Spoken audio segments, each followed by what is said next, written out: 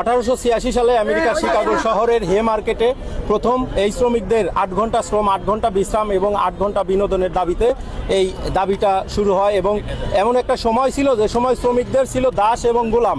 বর্তমান সভ্যতা আমাদের শ্রমিক এবং শ্রমিক শ্রেণী বলে, কিন্তু ওই সময় ছিল দাস এবং গোলাম। সেই সময় শ্রমিকদের কর্মঘণ্টা বলতে কিছু ছিল না, শ্রমিকদের মজুরি বলতে কোনো ঠিক ঠিকানা ছিল না, যে কারণে সেই সময় শ্রমিকরা বহুত বঞ্চিত হয়েছে।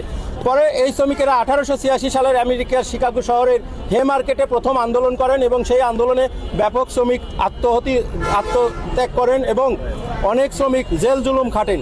তারপর থেকেই এই দেশে প্রতিষ্ঠিত হয় মে দিবস এবং শ্রমিকদের 8 ঘন্টার দাবি। আমরা তারই ধারাবাহিকতায় 140তম মে দিবসে আমরা এবারের দাবি 7 দফা দাবি আমরা তুলে ধরছি। সেটা হলো প্রত্যেকটা শ্রমিক এখন বর্তমানে 1 নম্বর হয়রানি হচ্ছে বিজিএমই ডাটাবেস। আমরা সেই জন্য দাবি জানিয়েছি বিজিএমই ডাটাবেস বিলুপ্ত করতে হবে। পাশাপাশি 2 নম্বর দাবি যেটা রাজনৈতিক প্রতিহিংসার কারণে, ইতিপূর্বেও আমরা দেখেছি রাজনৈতিক প্রতিহিংসার কারণে এই অনেক কারখানা বন্ধ হয়ে গিয়েছে। কেউ যদি অপরাধ করে তার শাস্তি দিবে, কিন্তু তার প্রতিষ্ঠানের উপরে কেন রাজনৈতিক প্রতিহিংসা কর্মকাণ্ড চলবে? যে কারণে আমরা এবারের মে দিবসে দাবি জানাচ্ছি 2 নম্বর দাবি রাজনৈতিক প্রতিহিংসামূলক কর্মকাণ্ড শিল্প সেক্টরে বন্ধ করতে হবে। সেই সাথে আরেকটি 3 নম্বর দাবি আমাদের যে সকল সেক্টরের শিল্প প্রতিষ্ঠান পরিচালনায় সমান সুযোগ দিতে হবে।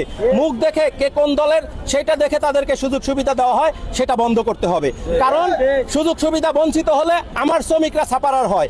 একটা মালিক যদি কারখানা বন্ধ করে দেয় সেই ক্ষেত্রে সবচেয়ে বেশি কষ্ট পায় আমার শ্রমিক ভাই বোনেরা, বেকার হয় আমার শ্রমিক ভাই বোনেরা। পাশাপাশি আপনারা জানেন এক এক সেক্টরে এক এক ধরনের মজুরি, যে মজুরির কারণে বড় ধরনের বৈষম্য সৃষ্টি হচ্ছে। যেমন একটা কারখানায় একটা সেক্টরে আছে 5,000 টাকা মজুরি, আর একটা আছে 15,000 টাকার মজুরি, আর একটা আছে 10,000 মজুরি। কিন্তু এই মজুরির বৈষম্য থাকার কারণে এই শ্রমিকেরা কিন্তু একই মার্কেটে বাজার করতেছে, একই দরে জিনিসপত্র কিনতেছে, কিন্তু তাদের মজুরি বিভিন্ন রকমের। তাই আমরা চাই সরকার একটা জাতীয় ন্যূনতম মজুরি ঘোষণা করবেন।